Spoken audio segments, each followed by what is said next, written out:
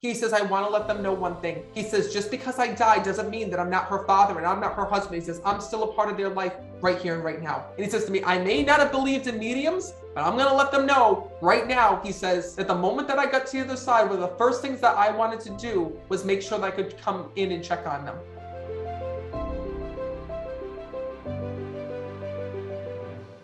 Hi, Kim. Hi, Michelle. Hi. Where are you guys from? Ontario, Canada. Well, first of all, I'm glad that you're here. There's a few souls that are stepping forward when I'm connecting. So who's Kim?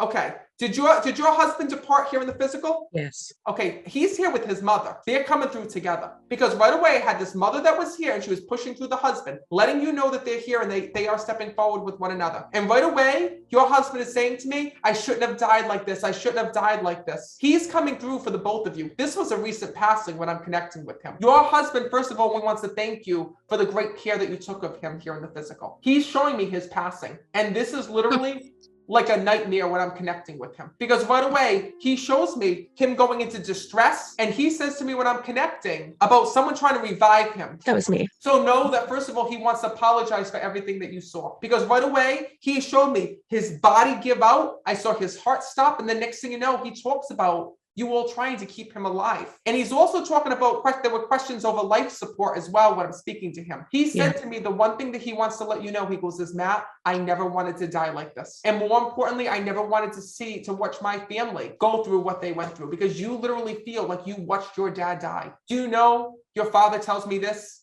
that he's coming through for this reason. He does not want you to hold on to any guilt. You keep saying, oh my God, I wish I would have gotten to the doctor sooner. I wish I would have called somebody. I wish I would have done something. Your dad says to me, listen, you know me. I wouldn't have let you. That's what he tells me. Your father was tough. And he tells me here in this world, he goes, Matt, I'm going to be honest with my family. He goes, I did not want to believe that there was anything wrong with me. Was I having signs? Yes. Was I having issues? Yes. But when I'm connecting with your dad, he keeps telling me that he just thought he had the flu or thought he had a cold. He's going like this to me.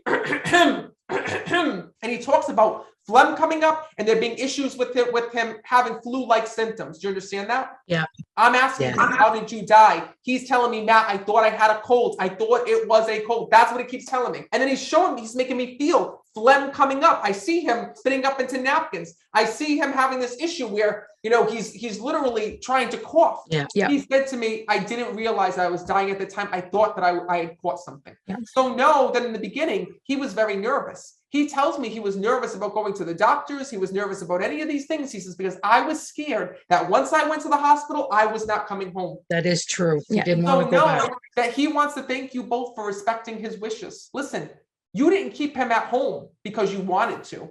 You kept him at home because you had no choice. Your husband was not a man to be reckoned with on the other side. He says to me, you did what I asked you to do. That's all that matters. I got to tell you something. He says, I knew I didn't have long here in this world. Did I think I was going to die that day? No, he tells me. He says, but what I want to let you know is that I wanted to spend as much time with the both of you as I possibly could. He says, so what happened to me, although it happened so quickly, and even though you feel like you didn't get to say goodbye, he says, I want to let you know that's not what was important to me. What was important was all the time that we spent together every single day, because he's acknowledging that. He talks about you all watching television with one another and having meals with one another and ordering food with one another, because that's what made me feel so good. And he's acknowledging that. He says, and Matt, he says, I want to let them know one thing. He says, just because I died doesn't mean that I'm not her father and I'm not her husband. He says, I'm still a part of their life right here and right now. And he says to me, I may not have believed in mediums, but I'm going to let them know right now, he says, that the moment that I got to the other side, one of the first things that I wanted to do was make sure that I could come in and check on them. And Kim, he's telling me you had a dream of him after his passing. Always. So know that that's his way of letting you know that when he was checking in on you, he dropped by. That was him that you had in that dream. That's his way of letting you know that he's there. He's actually visiting you in spirit to let you know that he's on the other side. And more importantly, that he is okay. He says, so don't be upset. He's bringing that through to me. I got to tell you something. Your father's also telling me, Michelle, about things that you were planning on doing for him after his passing. And were you planning on getting a tattoo in memory of your dad? My mom and I have talked about getting a memorial tattoo. He says to me, listen, I don't want you to do that. That doesn't surprise us. Because when you have those conversations, your loved ones hear that. He says, that's not the way that I want her to be, for her to remember me. Your dad tells me that you have certain, it looks like documents to me. He keeps showing me papers. Do you have his writings or papers that you kept of his? Yeah. Yes. Because he's showing me all these papers and like these notes from your dad. And it's like almost like a notebook like this that I'm seeing. And he's showing me like all these little pages of things. He says to me, anytime you miss me, just go through, check out my writings, check out the things that I was doing. He says, that's how you feel close to me. You don't have to get a tattoo in memory of me, he says. That's funny. That Okay, is you know what's so so funny though? Why is he showing? Did he like love Chinese food here in this world? He did, yes.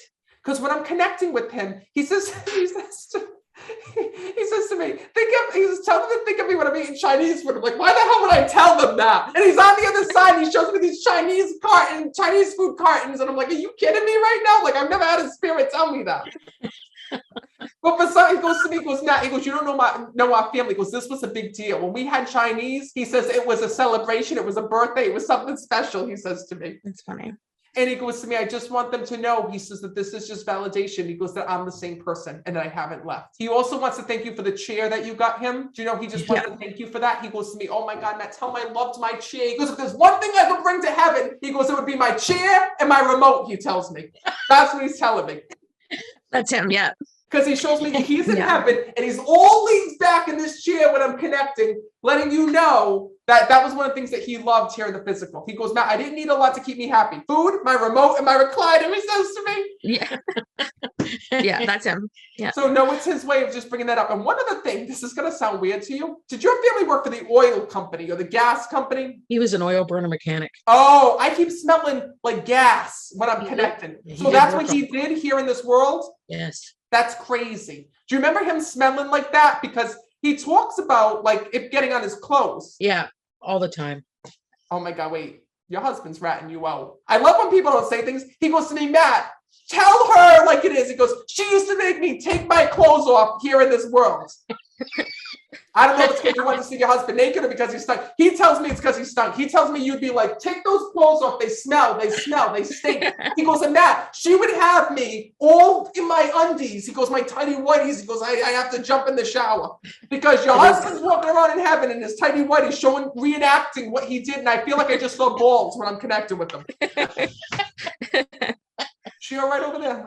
Yeah, she's okay. Yeah, it's fine. Yeah. What do you mean it's fine? Wait, what, were you not expecting this right now? Not the tidy whitey thing, no. Well, first of all, he says to me, he's doing this to make you laugh because your last memories of your dad and your husband were the things that you can't get out of your head. He says to me, Matt, they keep replaying the day that I died again and again and again. And he just said to me, I need you to stop that. The moment that I died, he says, you've forgotten who I am. Think about me and how I used to come in stinking up the house. Think about my recliner. Think about the television and the channels and the Chinese food. That's what I want you to think about when you remember me, not about the day that I died. Oh my God, your husband is such a jokester. He loves this right now. He keeps telling me there was like this bald spot on his head when I'm connecting with him. Oh when my he was God. losing hair. He set his hair on fire about a month before he died. What? Are you kidding me? By accident.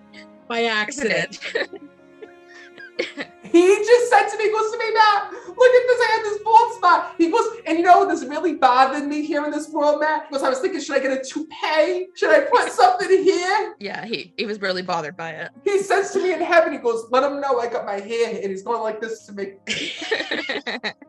So no, he goes, listen, not all bad things happen when you die. He goes, I got my hair back. He goes, I'm able to look after you. He says, and more importantly, he says, this is my way of letting you know that I am fine. He says, just promise me one thing.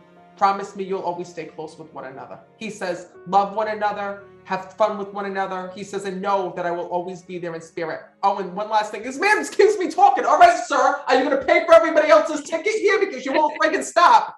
He says to me, Matt, can you also just tell them thank you for all the photos we took before I died? He says to me that you have all these beautiful photos that you took because you knew he didn't have long for this earth. He says to me, so when you go back and you see those photos and you look back on them, he says, enjoy all of those photos. Those were the best times of my life. And I want to let you know that I am so thankful for all those memories that we get to share here in this world. I am okay, he tells me. He says, and if I'm okay, he says, you can be okay as well. And he's acknowledging that. All right, I'm going to leave you with that. All right. Thank you.